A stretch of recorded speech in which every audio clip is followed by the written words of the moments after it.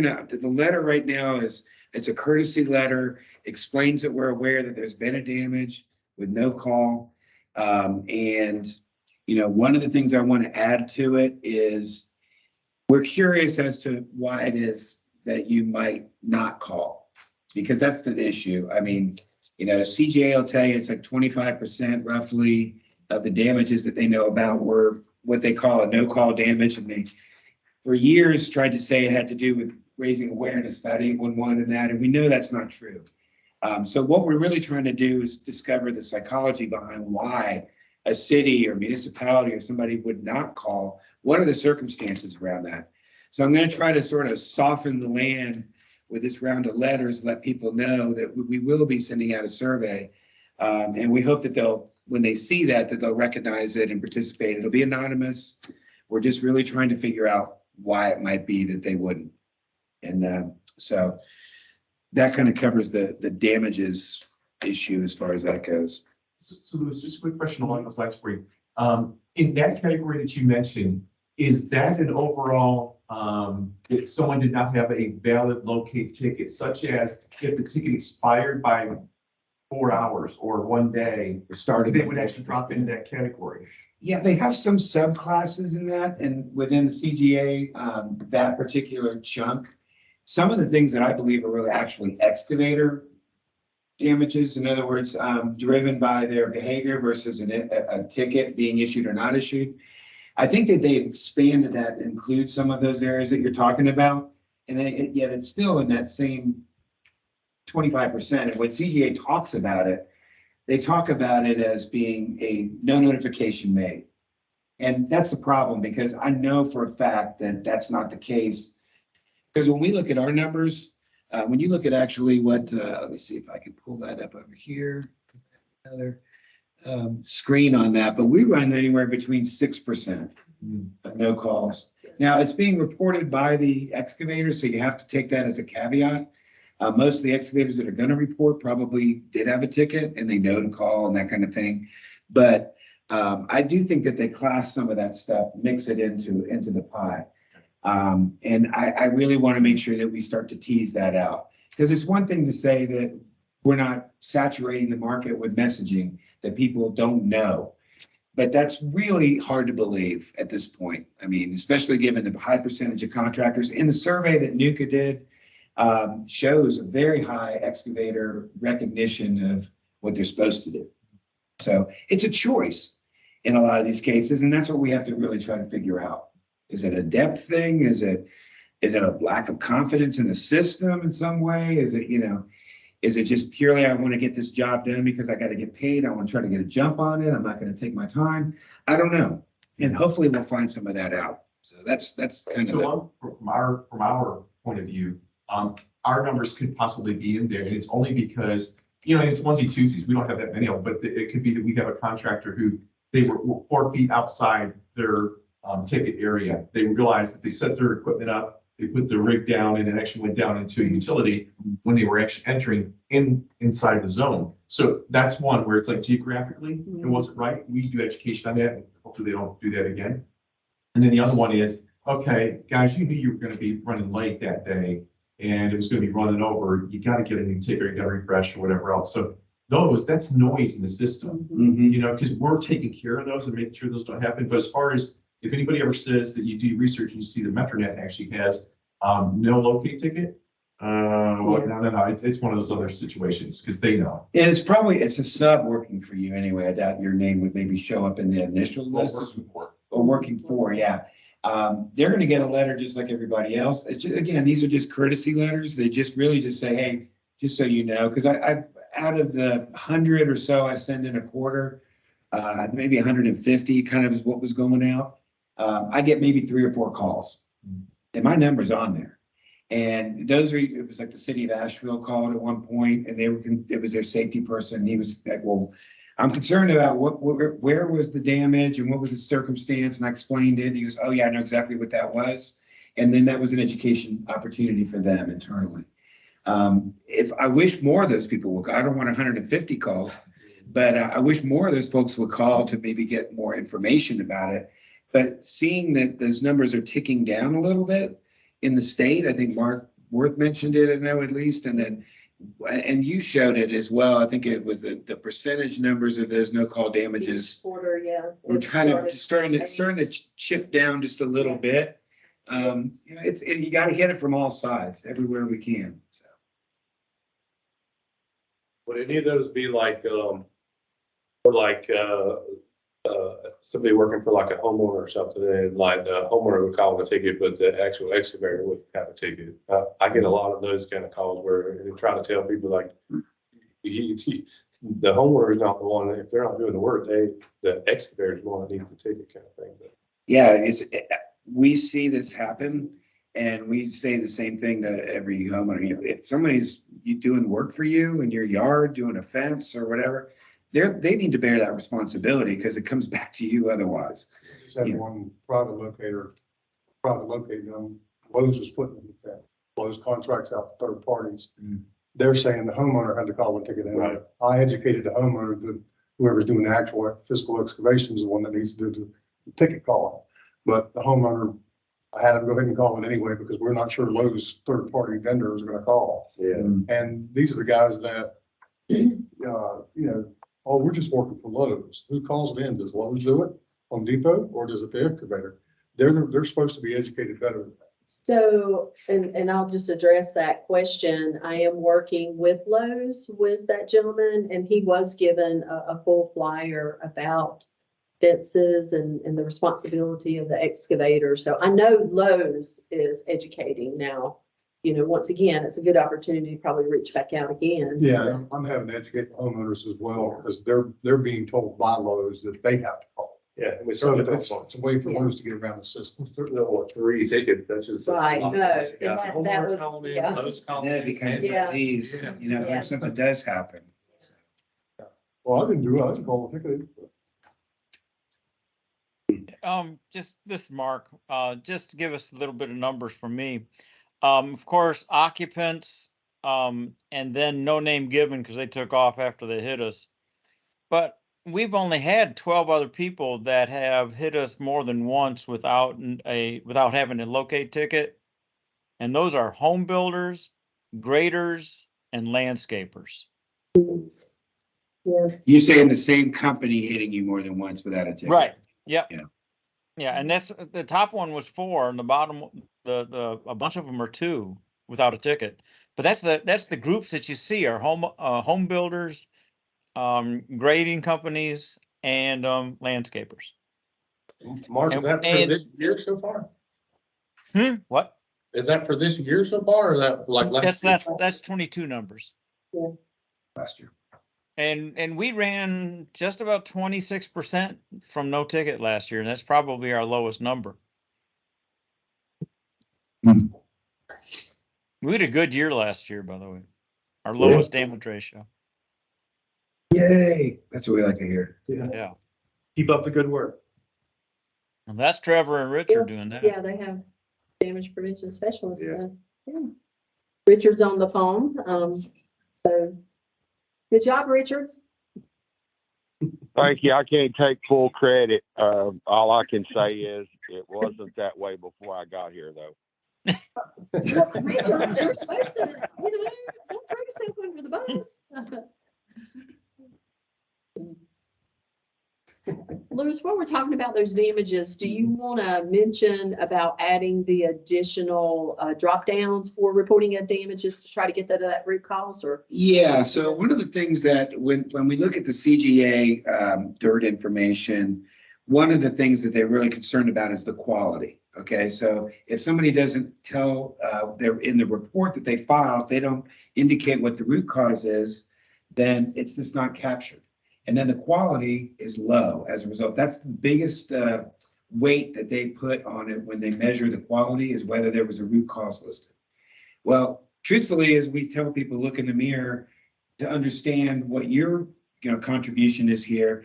And I know for a fact that in the last couple of years, NC has been probably one of those folks with a lower mid quality, about 50, because we're not capturing all those root causes. We weren't capturing all those root causes, but we are now. And we put in a special software change with a Dropbox to make sure that the CSRs are capturing that information, so that we can raise up our quality.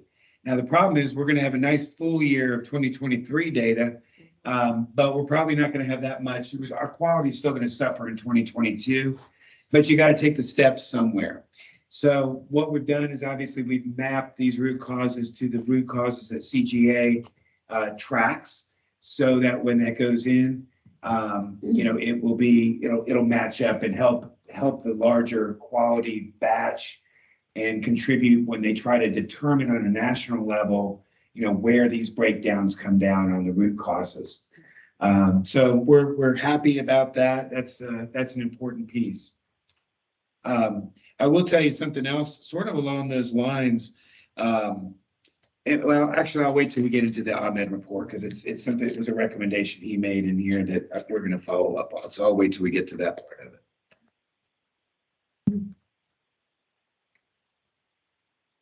But I know this is a pretty loose kind of casual conversation situation when we talk about these top 20 reports and update reports. I'm going to tell you, updates are still a problem, and they're actually going up. As are 3-hour notices. When I put together the board presentations for these things and I get all the data together and I look at it, I always have to shake my head, because I compare this year to last year in the same quarter and what was the year like and everything. And those two areas are ticking up. So the purpose, obviously, of these update reports in the top 20 is to see if there's opportunities here for education, essentially, to try to understand why there's so many updates. We understand that there's going to be multiple updates for tickets. That's just the nature of the beast. It's actually a requirement under the law for the excavator to call in if the work's going to continue. But what we're trying to do is eliminate things like the work's done and yet it's still being updated, or work's not permitted yet, but it's already been issued and updated a couple of times.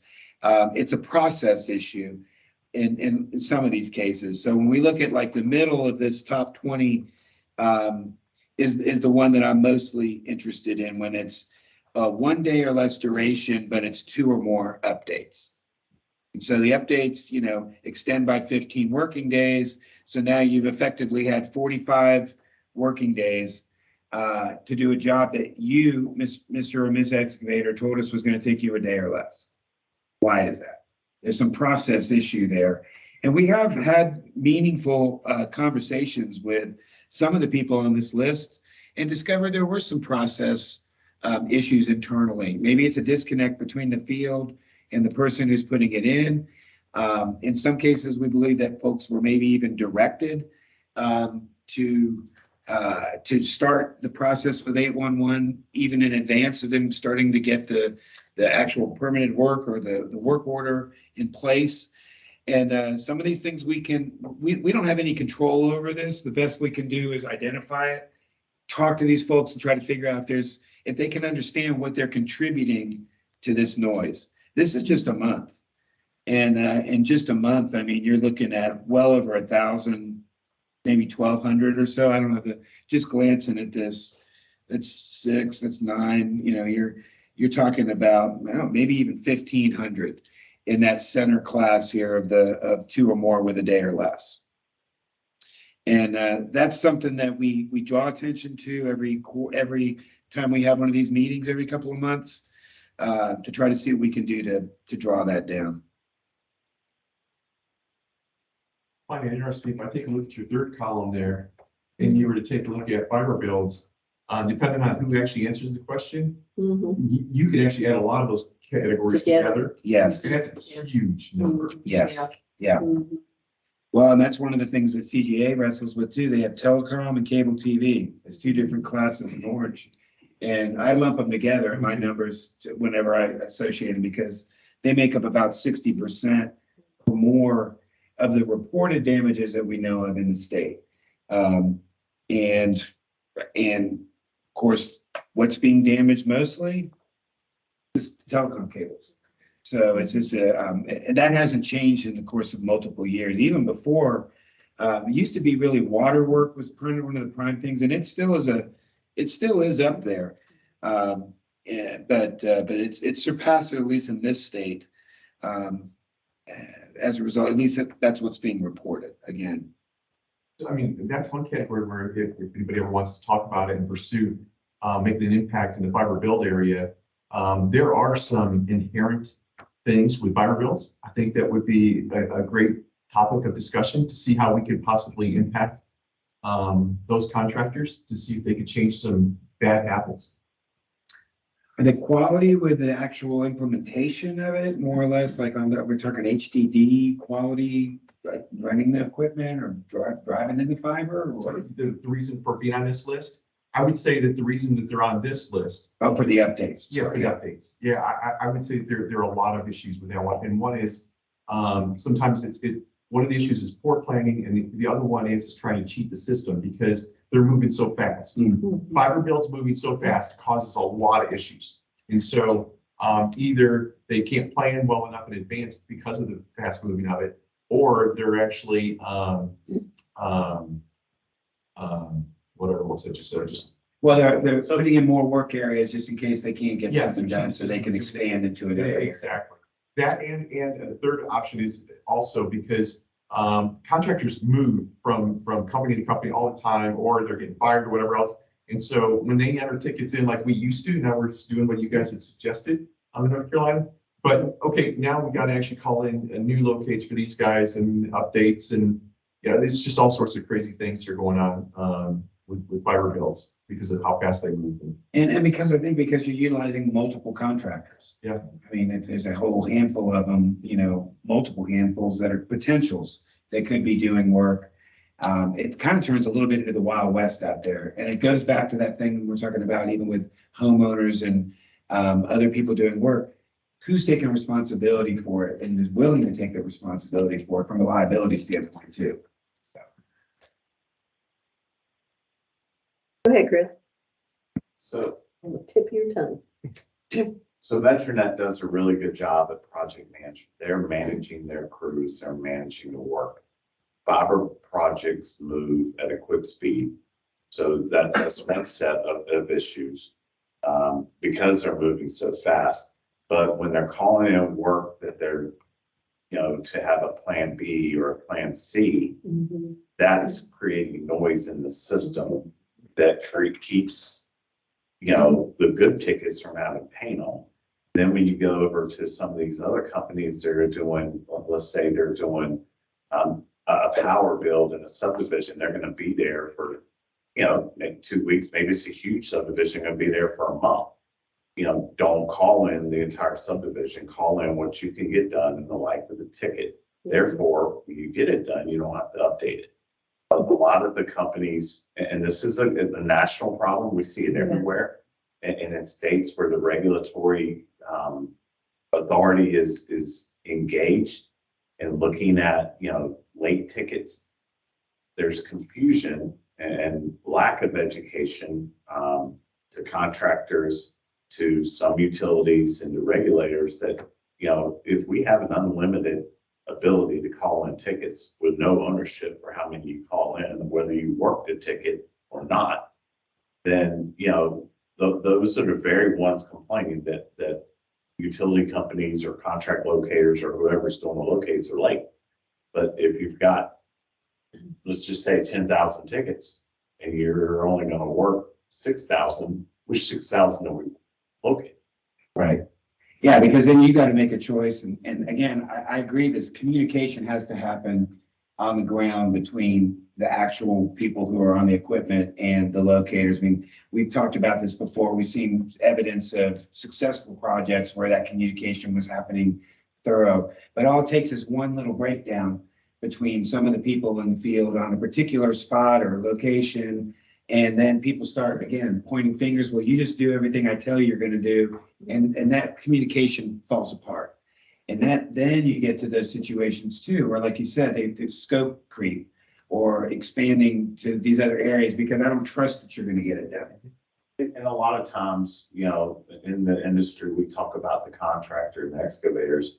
But honestly, many times that onus is on the utility who has let that job out and who is allowing the contractor to call in as much as they want to call. They have no idea what they call in. They just know that they haven't met a deadline, or they know that, you know, there's a contractor sitting at home because they don't have paint. But how much other stuff was painted? Or they may put a bunch of pressure on their contractors to just, the only question they want to know is, do you have a valid ticket? Yeah. And if that's the priority, then they're gonna make sure they have valid tickets for anywhere they might break ground. That's what Mining Services is doing right now, across Iredell County and down into Mecklenburg, where they've got so much going on. They called in 150 tickets on projects, but locators like USIC and so forth don't know which 150 they're gonna be working on. And they tried to work with Mining Services, and oh yeah, we'll set up a meeting, and then there'll be a no-show. You've got those contractors that are making it difficult for guys to get paint on the ground because they don't want to be bothered with having a meeting. So you run into that issue as well, and it's not, most contractors don't like that. You're gonna have those contractors that are just gonna make it tough on everybody. Well, and it goes back to that thing too about that on the ground communication. If they're calling in both sides of the road, their fiber is not truly gonna be on both sides of the road. So it's more of a CYA, and if they would work with the locators, you cut the amount of actual work they have to do in half if you're truly letting them know where you're gonna go. And they're a huge asset to the excavator if they can share with them where their best path may be. But that goes back, don't call in that many tickets. Right. If you're not gonna do that much work in 15 days. True. That way, when you update, you only have to update The And segment. if you are gonna do that, like some utility companies aren't managing the process, I call in the entire neighborhood, well, that's fine. I mean, that's gonna happen, but don't update the entire neighborhood if you've got half of it done. Right. But for that to happen, the people who are putting in the tickets have to be in direct communication with what's been done every day. And then really I feel like it's that pecking bird thing, you know, where you just end up, somebody's on autopilot in the office. And again, their mandate is don't let us hang out to dry here with no ticket. That's their mandate. They'll highlight everything and then hit. Yeah. Cause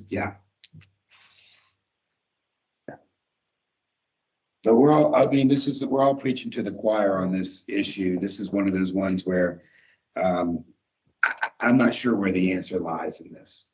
You could take each individual company here, look at them, have communications about them. You can look who the master is for these companies, and maybe they have some influence or some sway to put a thumb down and stop some of this.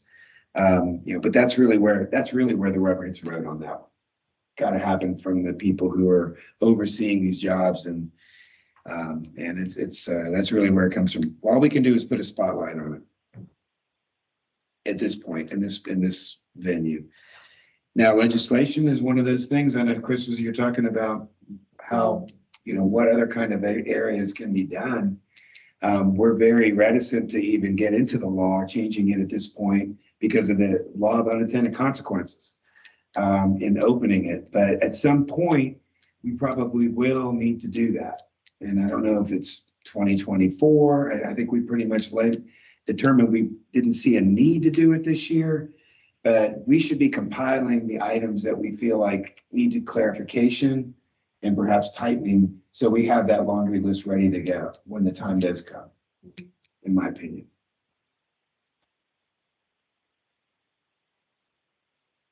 Get off my soapbox now. I do know, looking at the list there, I mean, it's a lot of our contractors. And we're actually trying to get something set up to meet with one of them there, in person to kind of talk with them to see what the deal is. But I do know, and I understand what we're talking about, don't call in more than you need to, but if the guys have their tickets to go do the job. If one person doesn't respond, then that job gets basically descheduled until we can get a response from that utility. And then once that response occurs, then the job gets scheduled again, but it still could be a couple of days after that response actually made. And we've had a few issues with a couple of folks in certain areas where it's just, the positive response was entered incorrectly. So they entered a code 40 instead of a code 10. Even the simple thing like that is going to delay. It could be a week delay because if the crew's going out that next day or whatever, and they can't because of that response, it gets descheduled. It could be another week before it gets back on the schedule before it cycles back in. So I think it's kind of a delicate balance for sure with, some of And that that. affects that middle column. Yep. Primarily, yeah. Now, on the first column, we do have some new contractors on here with that ATMC build that has not been on there in the past. So, that kind of tells us we got some, some aggressive builds going on. There's a new one here, Dan, and this is you guys for the Brink contractors, Yep. constructors, and they're just doing nothing but pole sets. I mean, over in Alamance and Vance County, it looks like. And then this NC Communications, they're working over in Wake and Durham for you guys. So, I didn't know that. yeah. I think they were for pipe. Oh, really? Well, it was showing work being done for Duke. Yeah. Don, B&A and Bigham, both are, well, Don agrees to it, not Don Knight. Charter and Spectrum, got those on there for you guys. Of course, they're not huge amounts, but, and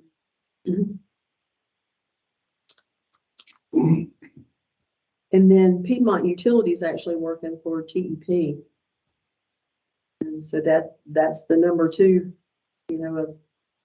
which I went back and looked at October too, and all of that is pretty much still the top 6 are still pretty much staying about the same. Utility, Piedmont, Ansco, of course, and I do send Tim a list each month now, or excuse me, every other month. And he works with his team on tickets. We kind of created him a little extra report so that it would help him with his work order numbers, correct? Yeah, that's right. It helps with the job numbers. Job numbers. There's quite a few, you try to manually search through all those tickets. Yeah. It takes some time. But once you can pull out the remarks sections, then it decreases the amount of time to do the research for sure. But it's definitely been helping us. It's something that, gets in front of us that we can actually see right in front of us, with the volume of work, it's very easily to let some of this get by you. So it ain't like you're dealing with, 10, 20 tickets. Well, and one of the things that we can help, hopefully you guys to do, is in the form of these reports. So these reports we've been punching out every single 2 months. But if there's something like you said, like a job number related to ticket numbers or some other way that you want to cross-reference things, you need to let us know. And that's, George, I know is the same thing. He reached out to Leslie, we'd like to see such and such. I think the same holds true for Lumen and these other folks that would like to see specific types of things. We have to, meaning NC811, we have to be made aware of what it is that it's going to make your process go easier to do the research to be able to get in on top of it. And that, like I said, that holds true as well for situations like with Lumen, for example. They've been really good about letting us know if they see an RTE user, for example, abusing the system or putting in way too much area or being unclear, or whatever it is, not gridding it. And that helps us go back, cycle through, get those people corrected or booted, one of the two. So we rely heavily on the input from you guys to help us give you the reports that you can use most effectively. And I've said this at all these meetings, I think, if there's some report that you think of that's going to be meaningful to this group, let us know what the structure of that looks like. Let us know what you're trying to find, and we'll make sure to have it here as part of this. It'd be easy to add a fourth column to this and show the top 20 or however many work done for, so that we can actually see who the actual owner is of a lot of these? Yeah, we could definitely do that. One of the things that we discovered, I guess, through the last 3 or 4 years of doing this is most of the people here at the table, they recognize their companies that are working for them, and they're pretty much around here, around the bulk of them. But we could do that. But one of the things we really were careful when we formed this committee was not to try to throw anyone particularly under the bus. And it's easy to do. You could cross the line. Like you said, it's a fine balance to where you could be highlighting or pointing something out. And we don't want to, we're not looking to body shame anybody. Let's just say that around. But it wouldn't be a bad thing if we did have that, at least make it aware. We do send these out to the top 5 because they're the ones who have the top 5 companies in terms of volume in the state. They're the ones that gave us the permission to use their tickets for this purpose. So they review all this each time. We Yeah, send they it get to direct see them. all the data. And they know who their Yeah. companies are, and they do make up the. Yeah. Like just Tim's, for instance, all he sees is just Ann's code tickets. But it's Charter, Duke, Piedmont Natural Gas, AT&T.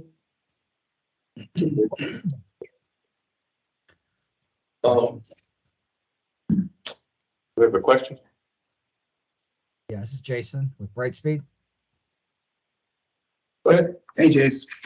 Hey, Lewis. Just you kind of alluded to a minute ago, I think, when you said, there's always the legislative aspect of the update tickets. And I was curious. I know before I left Lumen, we had just got Ohio to add that, is this, that little checkbox, update only ticket or need paint. And we were able to add that in Ohio. And I understand that many states share the same process, like the systems that NC 811 uses might be duplicated almost identically in 4 other states, for example. I don't know if Ohio and North Carolina share the same, but I was wondering how has any progress been made since the last time I've joined y'all that would allow our system, without going the legal route, to add that option for contractors to say, no, need paint, or no, this update is just an update only. Because in my experience, that chasing the ghosts is the problem that leads to everything else, the emergencies, the no-shows, the everything else, because the locators are tied up chasing ghosts tickets. So giving at least, then there's still all the education that goes around it, but at least giving the excavator up front to say, listen, you are required by law to put in an update ticket if you're not done in that area. But you don't have to engage everybody's resources when you do it every single time unless you need to. Well, that's what that option is. And like you said, that with the update tickets still clocking up we address the biggest abusers of it, and the numbers kind of go down a little bit. But then, just like you said, Lewis, we're not giving, I believe, in my opinion, the contractors the right tool to make this work. And I think it's a small thing, but I wish I had the numbers from Ohio to say how successful, before that and then after that to demonstrate to y'all, but I don't have that data yet. But I'm just wondering, have we made any opportunities with that or conversations with that? No, but there's two practical considerations with this that I'm unclear about. So the excavator is going to have to respond for every utility, whether they need paint, right? Well, it's on the update ticket itself is just one of the lines is paint. But see, that's not right, because they don't, either they have to go in and identify who they need paint for, or you're assuming that all the paint's going to stay fresh for everybody. you're either doing one or the other. Let's say it's 5-to-1 ratio. All 5 members. Do you need paint for all 5 members? It's kind of like the 3-hour notice. We try to restrict the 3-hour notice only to those people who did not respond. Okay. And that's helpful if the excavator tells us. So the first thing is, how do you tease apart 5-to-1 and only tell one of the 5 that we're good on your paint, but we still need the other 4? It's not, you can't, it's all or You none. can't. One, So it's you all or say, nothing. I don't need any paint, or I do need one paint, which means I need them all. But yeah, Yeah, that's so the the second thing caveat, is- but it's still effective, I think. But yeah. Well, let's see if it's effective. I'm curious to see, like you said, Oh. if you don't have any numbers to really match up, because the second part of this practicality is, if we're having a hard enough time getting contractors to even understand if the work started or stopped, how much are we gonna get engagement on them to identify marks and come back and tell us if the marks are, needed or not needed? Right now, it's a clear cut, either, the ticket is updated or it's not updated. I'm not saying that it'd be an interesting thing to see how Ohio's experiment, I'll call it, works out. And we do use the same Northfield system that Ohio Okay. uses. Okay, But that that's what doesn't I mean was ours wondering. looks exactly the same, because we have different, different law and everything else, different Right. requirements.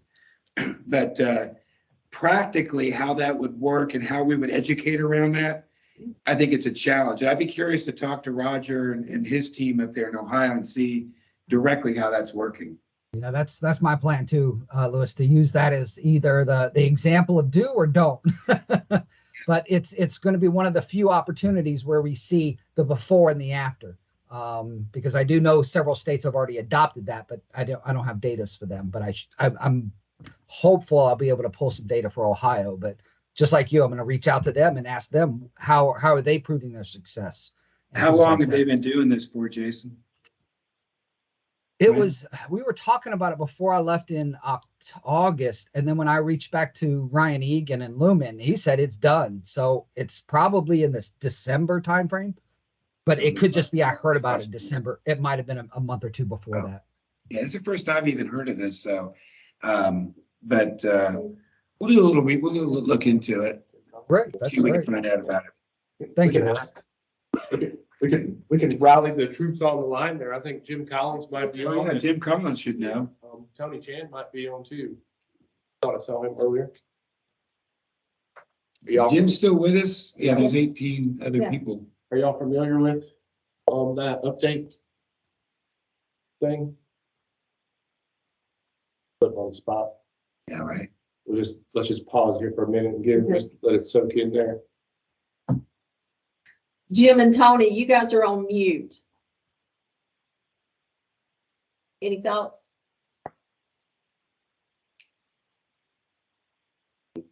That's okay. We can follow up. If it is December, I mean, it Yeah, just. it just did start. I mean, you're gonna need at least a quarter's worth of data to make it even meaningful, but yeah, it's one of those things that'd be interesting to follow up on and see if how it's practically being used in the field, and is it actually reducing updates? Yeah. Because some things we talk about doing, whether you're extending the life of it or the ticket or some of those things, I think it's a temporary quick fix. And then it just fills in the gaps, the volume. There'll be other ways if you try to change a ticket or do away with the other updates. There's other ways that people can fill in the gap and just make a new ticket if they feel like they're not being covered in some way for that particular job. So we look into it. That's Yeah, and even if they do it that way, what type of positive response is being used? And the responsibilities that are falling on the members to. Yeah, that's a I mean, great it requires- question, that- man. I that forgot requires a to really- ask that. Yeah, that requires a whole lot of true understanding of where every mark was when it started. Are they all there now, 2 weeks later, 15 days later, 12 days later? You, Chris? Well, I This know that process. they started doing the South Carolina. I don't, from a positive response, you don't put paint down, you can't put mark. So I don't know. So If every it's county you, Chris? South Carolina, I to be put clear, and I mean. Well, and that's just it. They had to have created some sort of new positive response code and to meet that. I'm just getting involved with Ohio, so. So South Carolina's doing it? You They said? changed the ticket types last year, when they switched systems. Really? Version remark, they don't need paint. Update allegedly doesn't need paint, Yeah. remark. Allegedly. Okay, so they have update and remark? Yeah. Okay. Allegedly. Oh, so they have two different types of ticket. One is a remark ticket and one is an update ticket. You don't paint on the update and you don't close the remark without painting. Okay. Wish paint, but you're not, I mean, they're saying that it's not necessarily needed. But you can't send a positive response to this. I mean, that you have a marked utility if you don't put paint down. Right.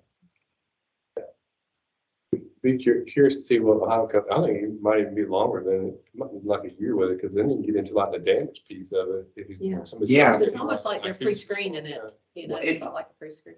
It's hard to tell, like you said, it's hard to just take a snapshot or a slice of it and really know anything. You're right. You need almost a year's worth of data to say, well, here's where we were last year.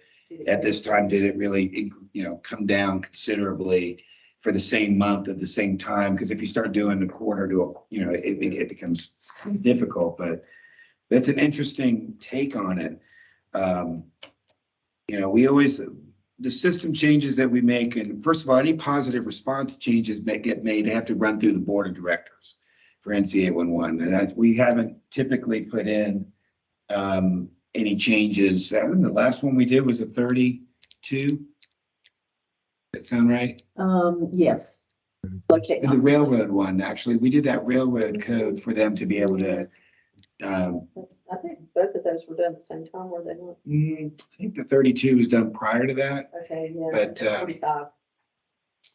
Yeah, but so that's one of the issues with the positive response. And ticket types, it would be the same thing. We couldn't just throw out a new ticket type without it going through legislative committee and board of directors and all that kind of stuff. But it's interesting. Good conversation.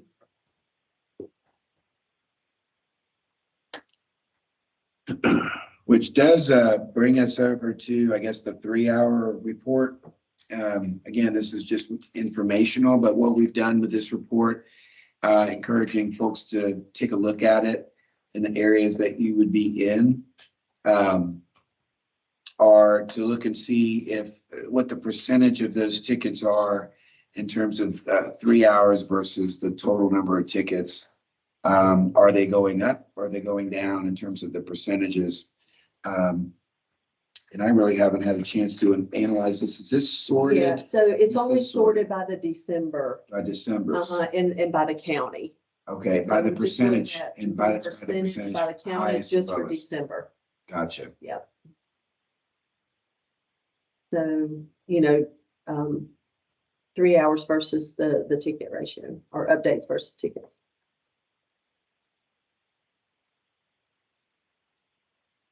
Yeah, the small Really volume ones are, interesting. yeah. Yeah, a lot of smaller. Because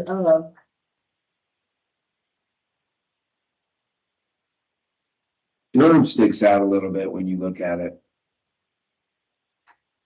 Only because Yeah, October right. was, at 8%, but then it came down to 6 November, and then it's going back up again to 7. But if you look back historically, it was more like 4. Mhm. It seems like it's creeping up in Durham. And this doesn't tell us the why necessarily. It just Right. gives us gives you the Yeah. trend. Yeah.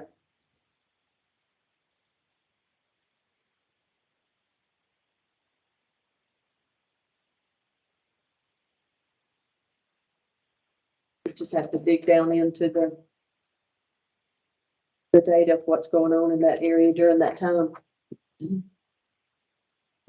One of the issues with that created by third-party collection companies, or claims companies, or some utility companies, is if they damage utility in a less than 3 hour call in, then they're going to hold them accountable. So you have some excavators who are calling in more work than they can do.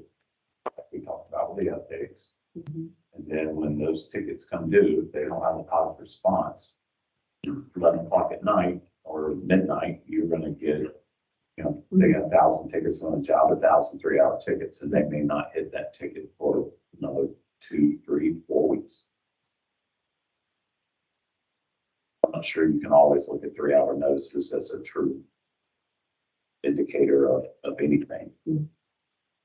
Well, the only way I would think it would make sense is if we're really trying to match up like to like. So in other words, it's not really just the percentages, it's the sheer volume of tickets. So if you're looking at large volume like Wake versus Mecklenburg, you know, now you're getting sort of apples to apples, at least in the numbers, not necessarily what work is going on there. That's the question on the why. What would, you know, a difference of 1.5% versus, you know, 6%, doesn't seem like a lot, but, you know, from a proportional standpoint, it can be, especially with that kind of volume.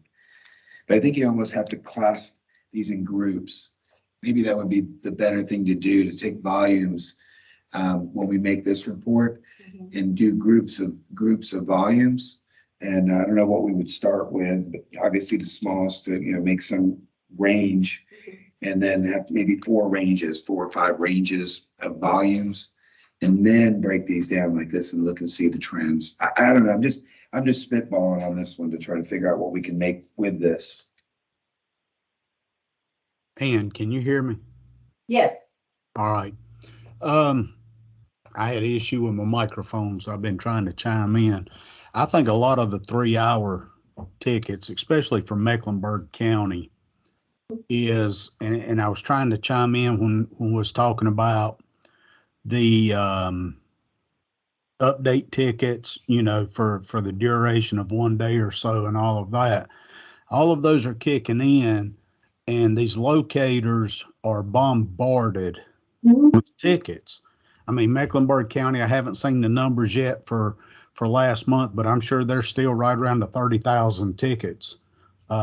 Don's shaking his head. So I feel like with all of these unnecessary update tickets, these locators are going out, getting done what they can get done in a hurry so that they can move on to the next ticket. They're missing some things, and that's where these 3-hour tickets are coming in. And Chris, I think that's you sitting back there, buddy. I am not bashing the locators. Y'all don't have enough money for me to be one, and I wouldn't have your job.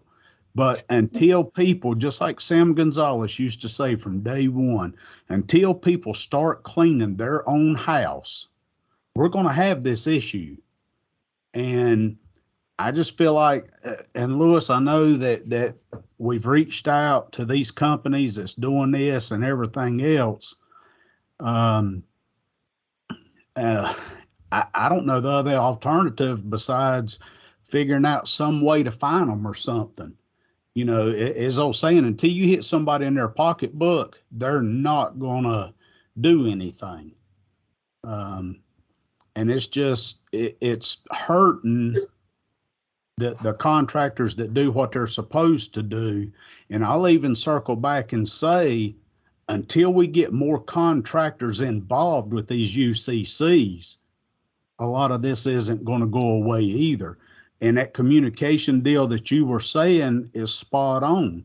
You've got some contractors that has great communication with the locators that they work with, and you know, can say, hey, right now we're just in this area. Just worry about this right now, and you can move on to your next one. Then you do have all of those others out there that when that locator calls trying to work with them, they say, I just need you to mark what's on that ticket, and not try to work together. That's that whole communication thing that I still feels like goes back to getting more participation in these UCC meetings to where these relationships are made and everybody works together better. Yeah, I mean, absolutely. And I'm like you, I'll get off my soapbox now. No, I mean, you know, the thing about this committee is obviously everybody here shows up regularly. It's the same people. We're committed to trying to figure out what we can do to make the process work better. You know, enforcement is that one piece, obviously, legislation would be another. Education is what we really lean mostly into. Is there specific kinds of education that we can provide? And then we'll talk about how we can get that education to the right people. Because one of the pieces I'm going to talk about when we get to the survey data is about that. But we've done the letters thing, like you said. We sent out a batch of letters. And I think that opened up the door for a couple of good opportunities, I think, with Moztec. And who was the other? Was it Pike? You guys went and saw? No, well, we met with Moztec a long time ago. Yeah, that was years ago. It would have been 3 years Not ago. seeing them on the list. Been a while. I did want to ask real quick, Lewis, these columns, they correlate with each other, right? So if the utility line has 3,500, the updates 2 or more times, are 308 of those included I'm in sorry, that 3,500? which one are you looking at? So just the Yes, utility line? yes. Yeah, No, yes, they are. so they're part of the 308 is part of that 35. Yes, it's a subset of that, absolutely. It was PF Plumbing that we worked with back in the summer, and they've not been back on the report since. Mhm. Wasn't there a landscaping company that was up pretty high on there for a while, and I think y'all reached out to them and Well, Too, that was that one. Evergreen's one of them, but they consistently still stay and they toggle back and forth, but Evergreen Landscaping, they do a lot of grading, I think. So, and Tammy's met with them several times and they're just a hard nut to crack. Because and it kind of boils back to contracts, they're required to, keep it updated until the project's done or until that silt fencing comes down. I mean, there's many different reasons to why people keep those things updated. well, it goes back, is the field personnel communicating with the lady in the office that's got it on her calendar to update these tickets every 2 weeks also to let her know that the project's completed and it Right. don't need to be updated. To me, it all boils back to project communication, project management.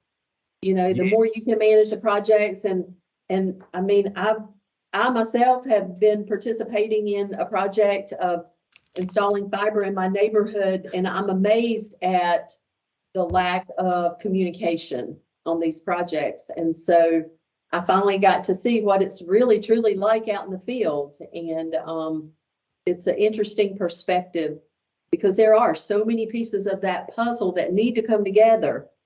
And we've done on-site communication, and the minute we walk away from it, it just seems like it just falls apart. It seems everybody's on the same page, but it's like, I mean, I'm sure just like we're here today. Walk out the door. We walk out the door and what's next on our agenda, on our calendar. So there's, it's constant.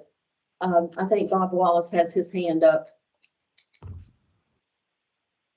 Hey, Bob. There, I hope y'all can hear me all right. I'm like my brother there, microphone issues. There you go. We can hear you. Yeah, Lewis, question for you, sir. I don't disagree with anything anyone said, but the discussion about the 3-hour tickets and prompted a question in my mind. Is there a possibility of running an analysis to determine this 3-hour ticket? What's its history? Was it updated several times, or is it, a new ticket and, just never got marked by everybody? You follow what I'm saying? Yeah. That is something I wanted to dig down more into.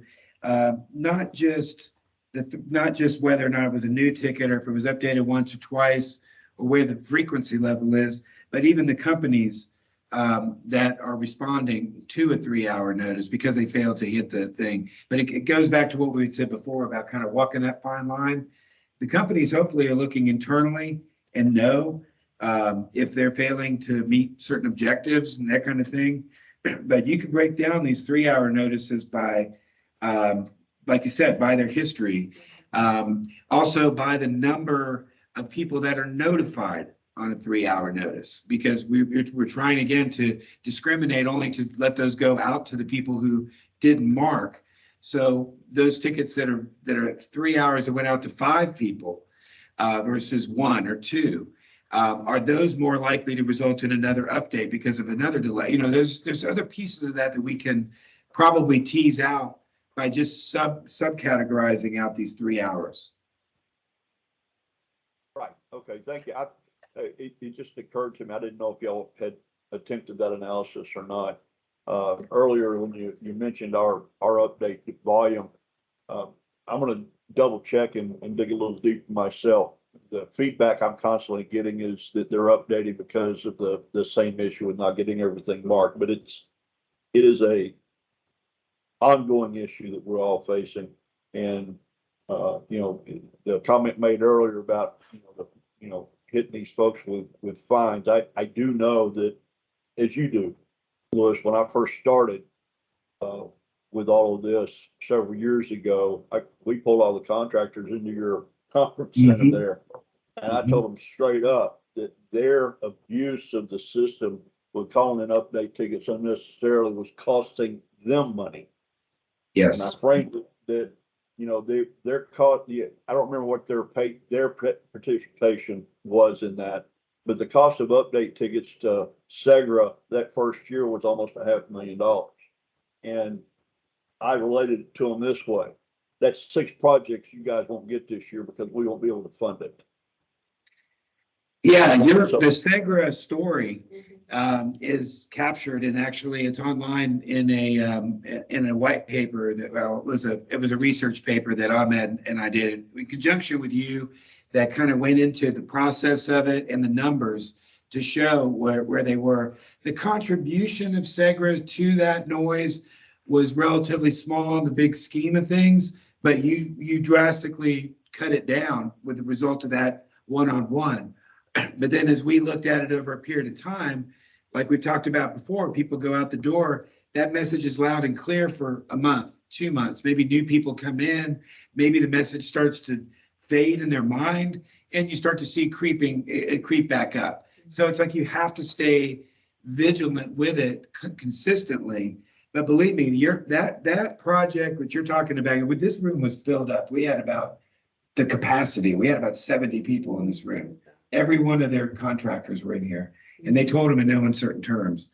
That's actually one of the 2 pieces that I'm trying to put into this presentation for CGA about, when them becomes us. In other words, when we take responsibility, instead of saying, well, it's their job to do this or their job to do that, when we look at it and we say it's us. We all have a role in this together to make it work.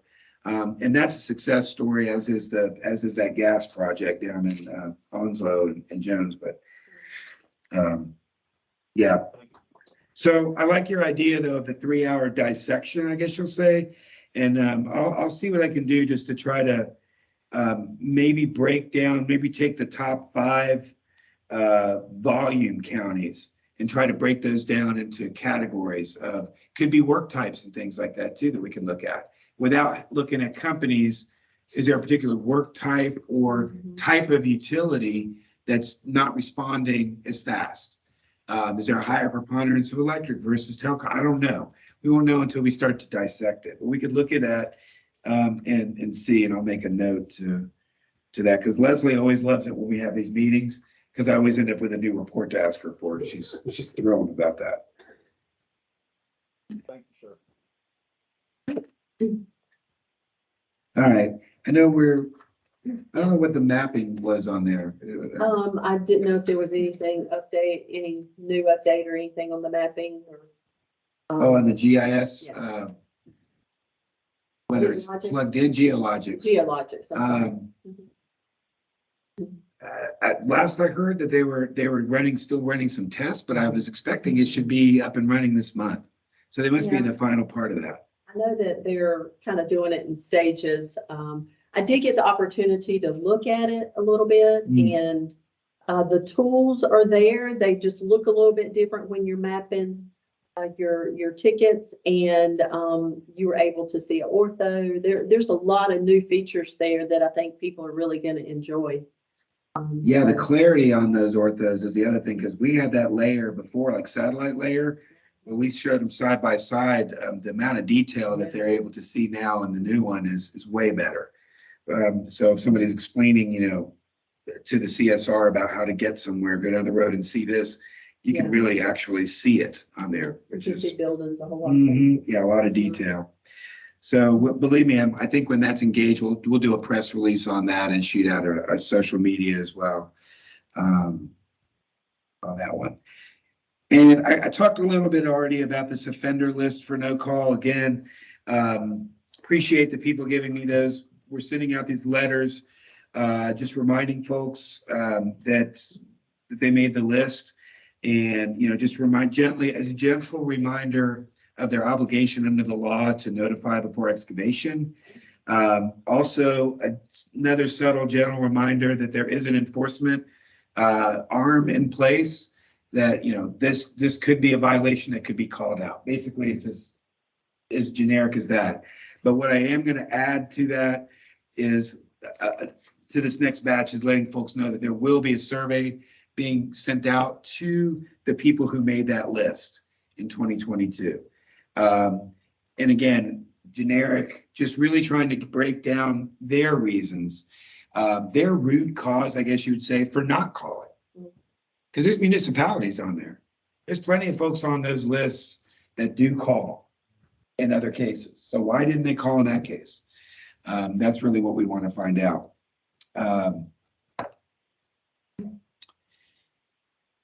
Scooting ahead to the, does anybody have any questions about that offender list for no calls? All right. I printed out some copies for the folks here, but I will let you know that this 2022 report is complete, and it's on the website as well under our incident analysis page. So you can go there and actually download this thing yourself.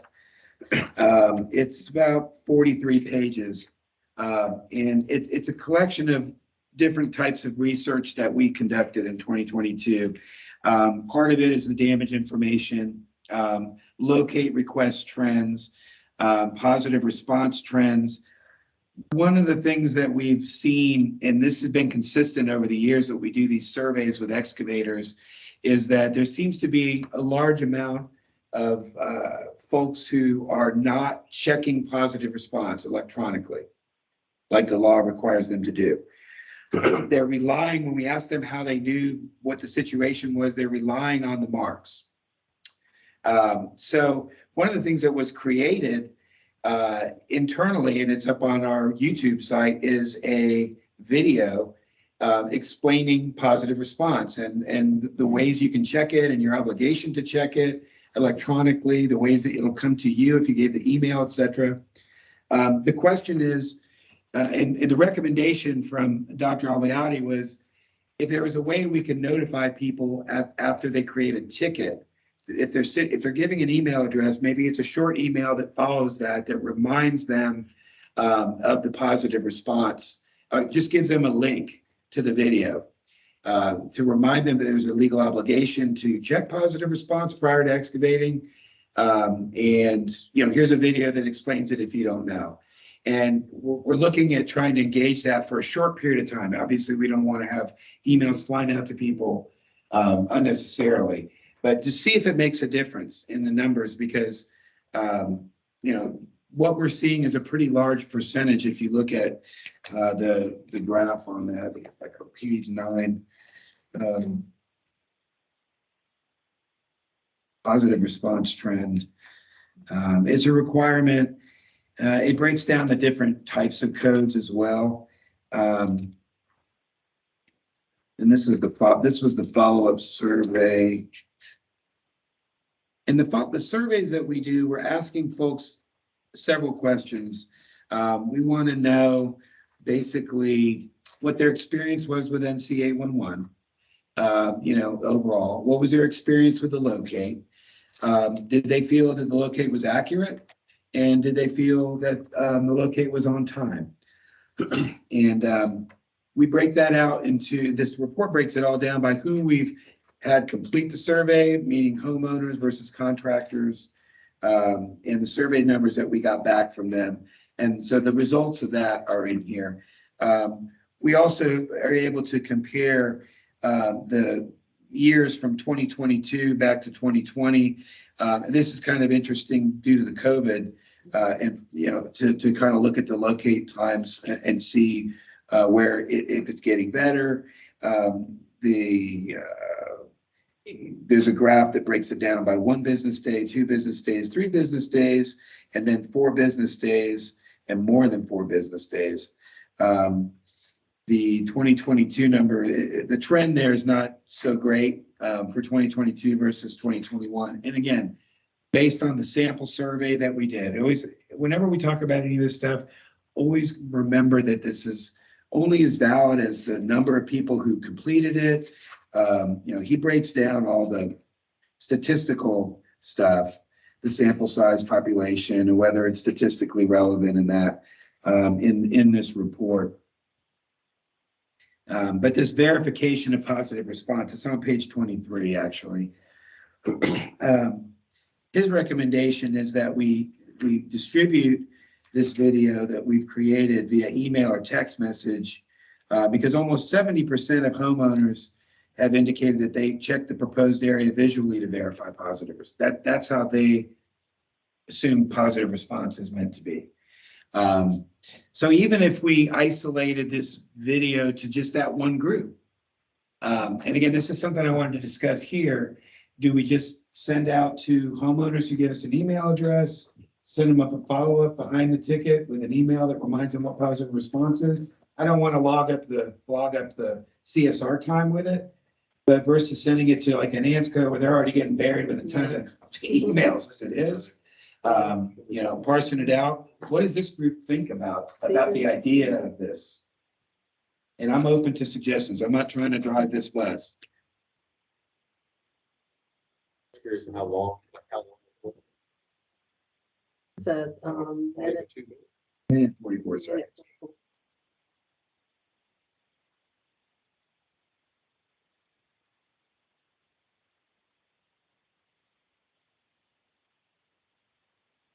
used in several of our training stuff. Yeah. I don't see it.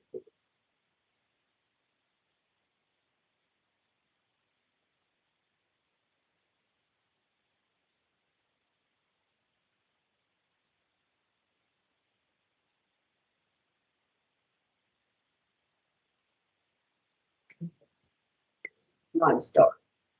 It just looks dark here. Do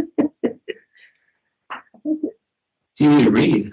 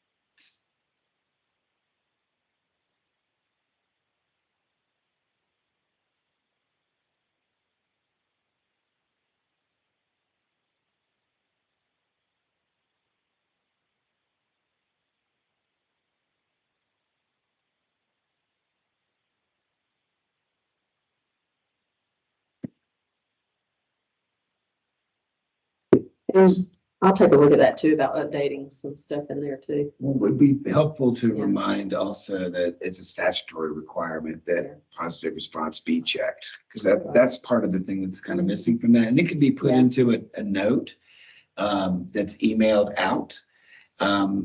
Again, we could just isolate that to homeowners since that's the highest percentage number. And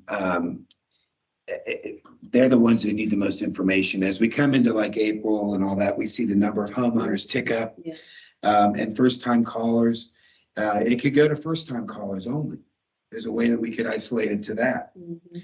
But what would be interesting to do, because we can track the number of times that a video has been viewed through the YouTube channel, so we can get stats on, once we start something like this, we can tell you the number, and we can also tell you, if we think it's correlating in some other way to better processing, in the field. So Louis, we just had the Indiana 811 meetings yesterday, and I flew back last night, but yesterday we had the same exact topic that we talked about. And it was interesting because some of the largest contractors in the state of Indiana actually admitted, they said, you know what, we rarely ever check positive response. And it's just, it's just something that slows us down. We only use it when we believe that there's something that's missing. And then we're going to take a look at the list and see what does it actually say. So if you're only targeting homeowners, I'd have to say, I think there are probably a lot of contractors out there too, who just go off of, I see a lot of fresh paint out here. I don't see any pedestals or anything else that indicate that something's missing. I'm good to go. So a lot of the big boys even do that. Now we tell our contractors, don't do that because there's the unknowns. You don't know. There could be something in the ground that doesn't have a pedestal, Right. or whatever.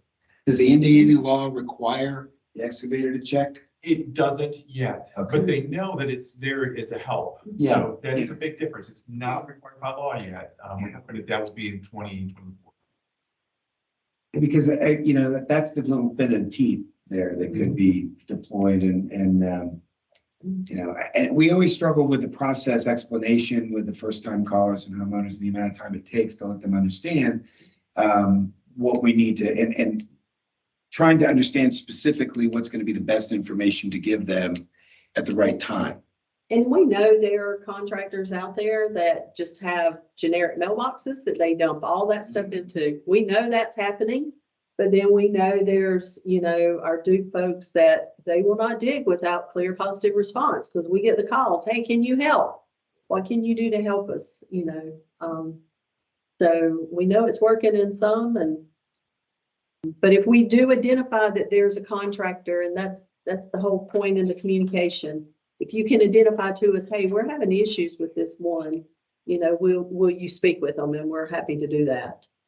But it does get inundated. I mean, mailboxes, every time a ticket, and if we're, And if there's a glitch and for some reason it's sending out duplicates or something, we hear about that immediately Yeah. too.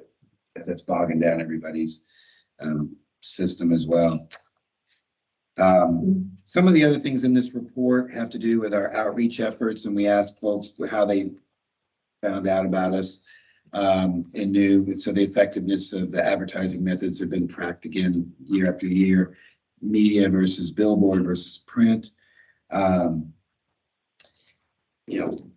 One of the things he was looking for with the professional contractors as well is understanding of the SUE practice. And he found that there was a high, well, he did it with all of them. I mean, a high lack of awareness among homeowners, which makes sense. But even among the contractors, 62% that said that they weren't familiar with what SUE was. And so he was very concerned about that.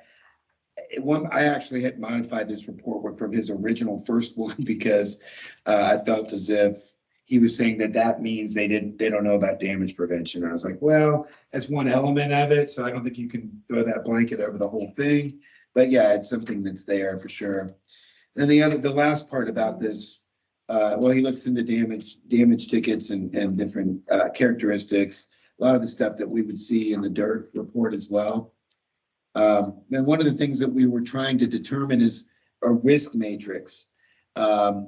So just for gas damages, if you look at page 40 on there, one of the concepts here is that we would be able to stamp a ticket at the time it's created with some kind of a number that lets the excavator know the potential risk and also the utility that receives the ticket, the potential risk for that ticket.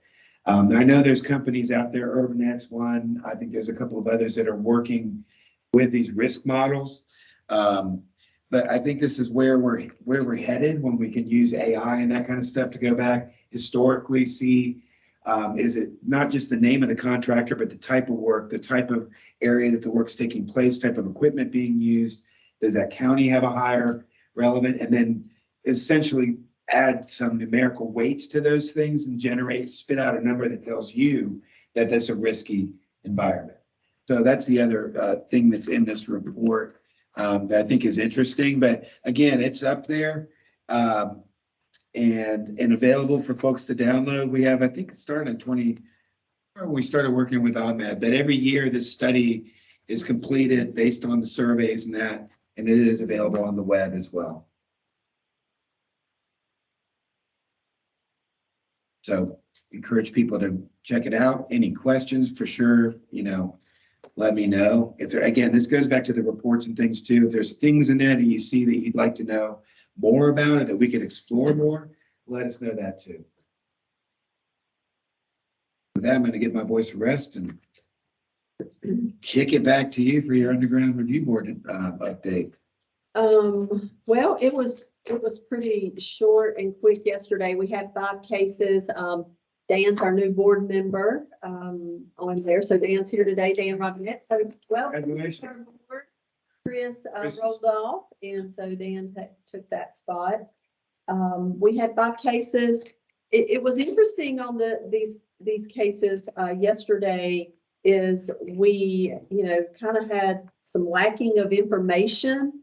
And so there were several cases that were dismissed. So just a reminder, if you are placing complaints, tell your story. Because, when we look at that information, we can only look at what's been given to us. So make sure you tell your story, provide us as much documentation to prove, if it's a non-emergency locate, that you feel like somebody's abusing the system, please try to tell your story such that we can make a clear, rule on it clearly. And if not, then we have to, in several, we showed that dismissed for insufficient evidence. So, 5 cases on that. And then we did approve our budget moving forward for 2023. So that budget is going to be 80,000 that will be spread among the top 50 versus the year before, which was 70. So it did go up just slightly, but otherwise it did come down. The law does allow for up to 200,000. So I think we're, really being good stewards of the money there. Right now, just, trying to look for a co-chair too as well. So we're working on that for that. And then we have updated our website. I would encourage you to go out, you can go to it from our website to go to the Underground Review Board, but we do have all the minutes out there now. And we are in the process of linking all the cases to the dockets. So there is a current, and I'll show you guys on the website. Let me share this with you for those that are online. Okay, so when you're on the home page, if you'll notice here, you can go to it as a quick link for the meeting minutes, or you can go to it here under about the board, and you'll see all the documents. All the minutes are there, and you click on it, and I'll just click on one and it'll show you that. So all the minutes are there if you're interested in looking at that. And then the other resource that we are trying to link is this button here, check the status of a complaint.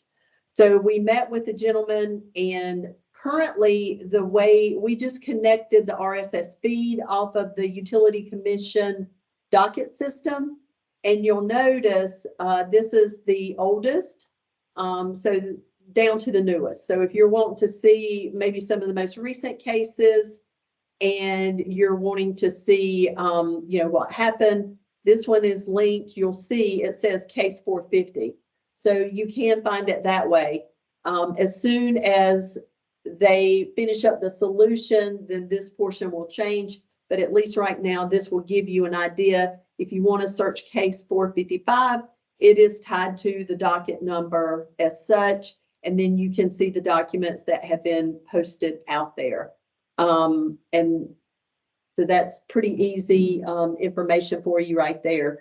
But that should change hopefully in the upcoming months as we get that built out. Yeah, I might have missed this, but what kind of backlog are y'all looking at? So right now, my understanding is that we have a few cases that are sitting out there.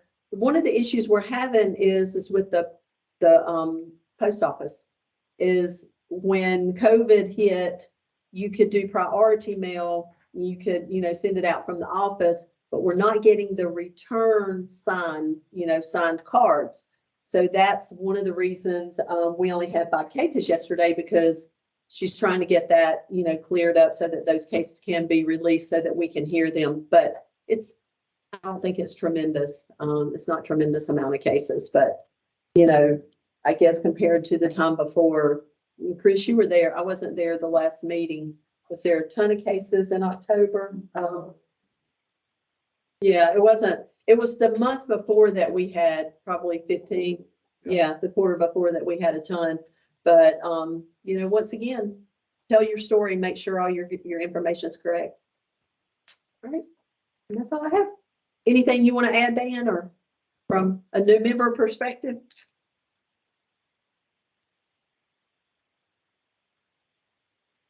How many people were here live for that meeting of the board? Just curious, how many people was Freddie here, or was he on? Freddie was online. One of the things that we've asked is trying to determine how much longer do we want to keep it hybrid, for the members. And so at least through, I think, the third quarter, allow a hybrid, and then, see if we can bring people, totally back on. And then I did offer up our location here. So I don't know, there was maybe 8 or 9, here. Pretty And then substantial. the rest were It's a on. quorum anyway. Oh, yeah, we had a quorum. All right, that's all I have there. Moving down to the project coordination. Two people here. I'll just kind of leave this kind of open-ended, don't we? Just if anybody has any Pretty much. project update. I know for me, it's difficult to kind of speak to major projects. A lot of the stuff is kind of reactive type stuff, for like the DOT stuff and everything. I think, just in general, project coordination for the locators out there, would just be to try to contact those folks. If it's a due, thing, just reach out to them and start working on it. They've got those 100, 200 tickets, just try to call them, set something up. So, but I don't know if anybody else is on the line for Duke, if they have anything specific for any major projects, but we just open it up to roundtable to major projects, and then we can go to like a general update discussion. So feel free to chime in if you have any major projects you want to discuss.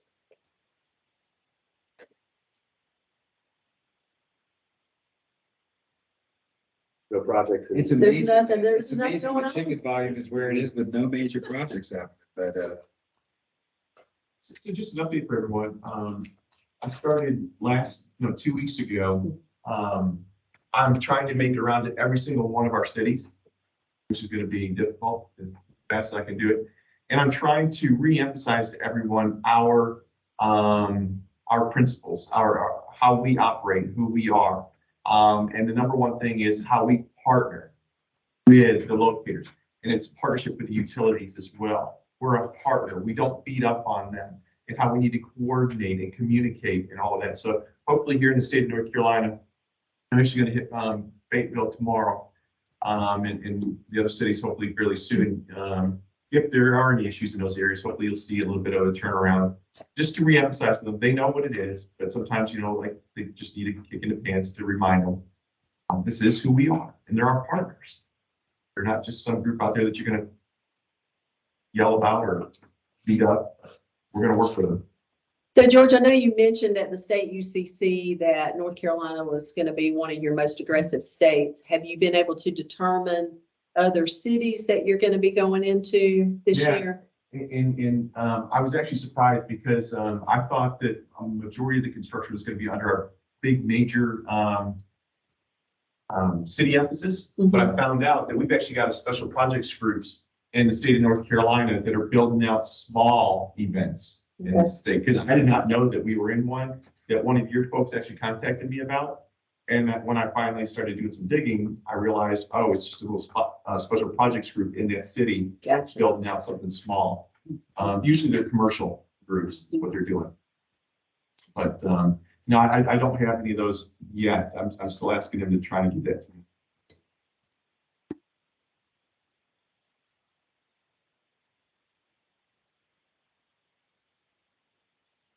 Is that great thing there?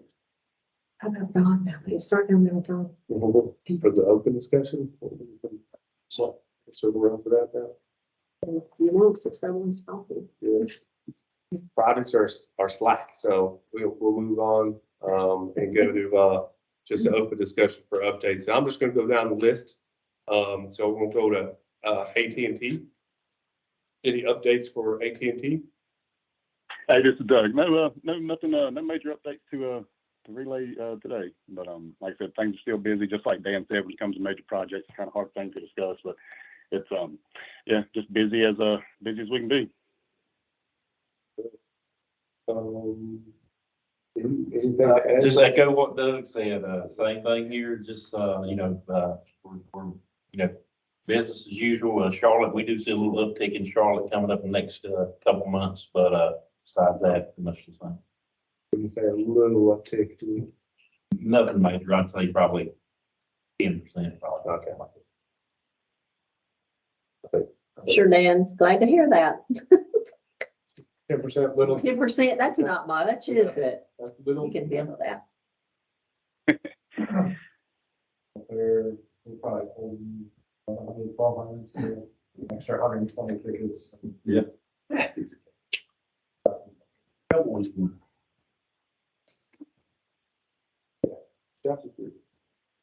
How about P&G?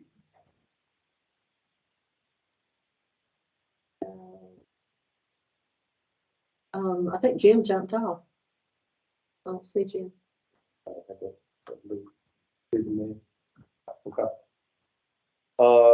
Duke update, we'll check on this morning, but, we are set up. We talked earlier a little bit about one of our contractors on the list here, which I'm sure they work for other people, but utility lines, construction there. We are going to meet with them on the 2nd here. And we're gonna, have a powwow with them and see what we can learn for, all these update tickets, not just those, short duration, but just overall. I mean, there's just astronomical amount of, update tickets for them. So we're gonna meet with them hopefully in their facility and kind of chat with them and see if we can figure things out. And then another alarming thing that just noticed down here was even our tickets, with 290 updates of 2 or more times, and 157 of those are the short duration. So not sure what's going on with that there. I know we just revisited our process, so there may be a problem somewhere. So I'll see if I can't dig into that report, which I didn't get it. I need you to resend it to me. Okay. Do you think it's like, when we look at work types, I mean, do you think it's pole setting or something possibly, or weren't you guys on a big pole placement project or something? Yeah, everywhere. Yeah, Yeah. I'm just curious if what you might find that to be. Yeah, there shouldn't really be, honestly, I was expecting us to not be so high on. You're talking about the 157? Yeah, the one that- yeah. on the list at all. We can look at those after. Yeah, so I'll dig into those and see, but yeah, big news story is the meeting with ULCS, trying to figure that out and go from there, so. I don't know if anybody else is on the line with Duke.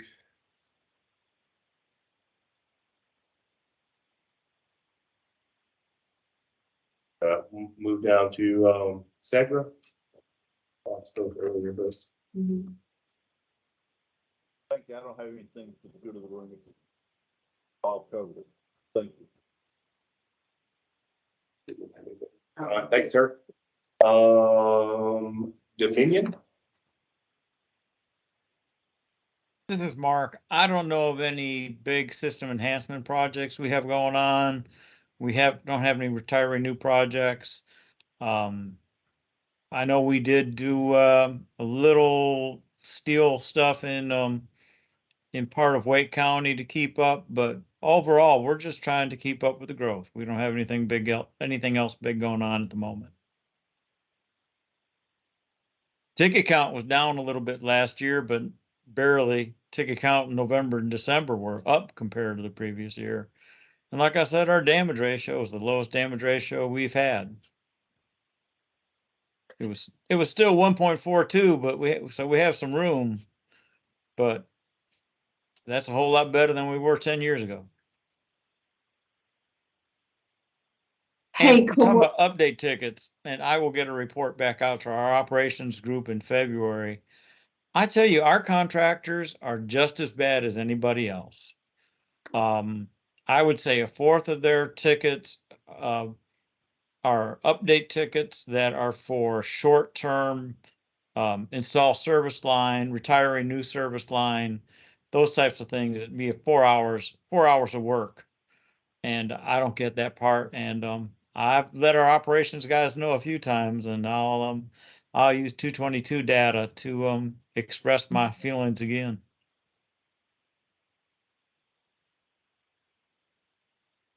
I don't know if Richard has anything. No, you pretty much summed it up. Cool. I don't know of any big projects we got going. Yeah. All right, thank you. Anybody else for Google? Court, you're working for Google, right? Yeah, we work for Google, but I can't speak for them, but I can speak for ITS. I mean, we're busy and things are going well, not really having a lot of issues. Anybody from DOT? And then George, I know we can do already, but Metro Devon, if they have anything else. And any others that we might have missed that want to have anything, any updates or projects or anything of the sort? How about Dawn? Spectrum has the RDOF project going and then some state grants going. A lot of rural areas that we're building out there. It's fiber optic, so it's not something that can be glued back together in a few seconds. But that's just wide open. It's a big story there. Everybody's just looking at the themes here, so, okay. Anybody else online? Any kind of update or discussion? Hey, this is Billy Webster with Williams Cardinal Pipeline. No major, we don't have any major projects this year, at least on the Cardinal lateral. But did have a question. I shot a message to our kind of, as you call it, our corporate damage prevention office at the beginning of the meeting, because we have like an internal mechanism for reporting like anybody working in our easements or working nearby without one cause, and we submit dirt forms with those. But I was asking if you guys got a copy of that, and they said that they get submitted annually to the CGA, which obviously you guys would then get. But should we be doing anything different just for y'all's sake to be able to know what's going on out there? I don't know what that looks like from the CGA at the end of the year, if it just comes in as like a number or if you get all the information. Yeah, I'll have to look and see if y'all are data sharing with us. I'm not sure if you are or not. I don't think that you are doing a data share. What that would mean would be that as you put your stuff in for dirt, we would have that information to go alongside our numbers and your reports would be accessible to us. Otherwise, it's just aggregated all together with the national. If you want to get on board with some of this stuff that we're doing in terms of letters from me and potentially survey some of those folks, you could certainly shoot me a list of those damages. Typically, we're doing quarterly, or at least with every couple of months after these meetings. And then I just basically take that list and send a pretty generic letter out to them.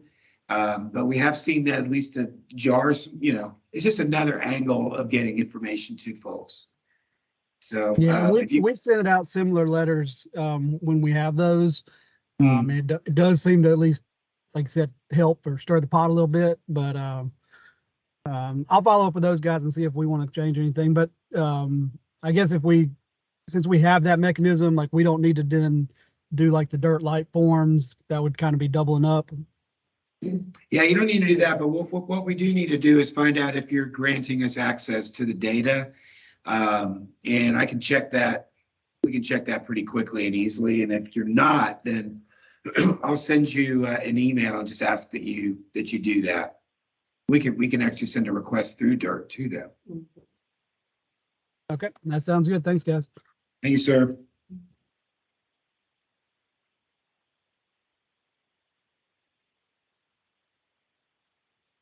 All right, any others online?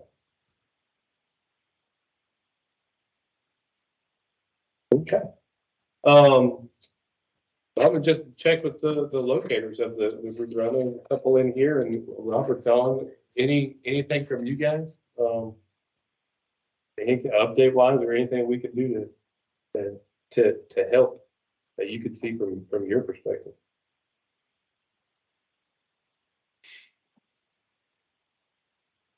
Robert. I mean, not that I can think of. As far as in Mecklenburg, the communication has been a lot better. Luke has gotten involved, Spectrum.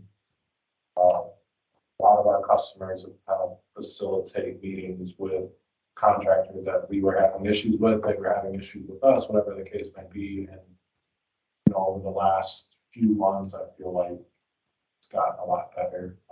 Tim is always helpful with Vansco and their subs. I think that communication piece is the most important. It seems to be getting better month over month. So I look forward to seeing those 2023. Yeah, definitely. Cool, thank you.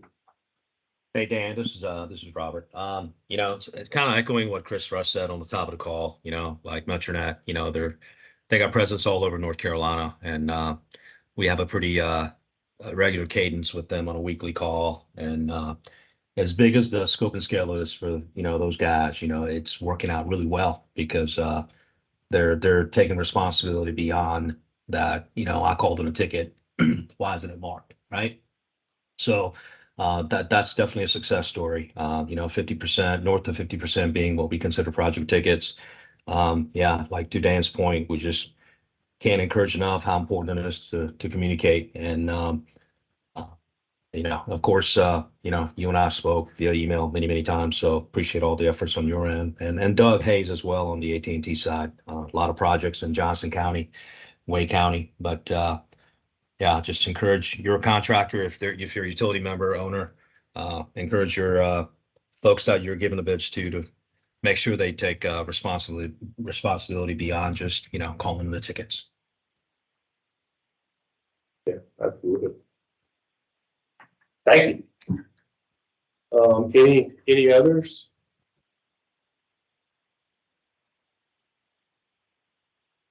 Okay, I think that's it. That's all I got.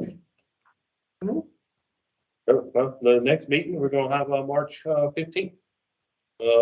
Still keeping it hybrid, so keep it virtual and in here. March may be a little bit warmer, so it won't be as cold in here. Is it cold? Is that door open? No. I bumped it up just. It says it's 70 in here.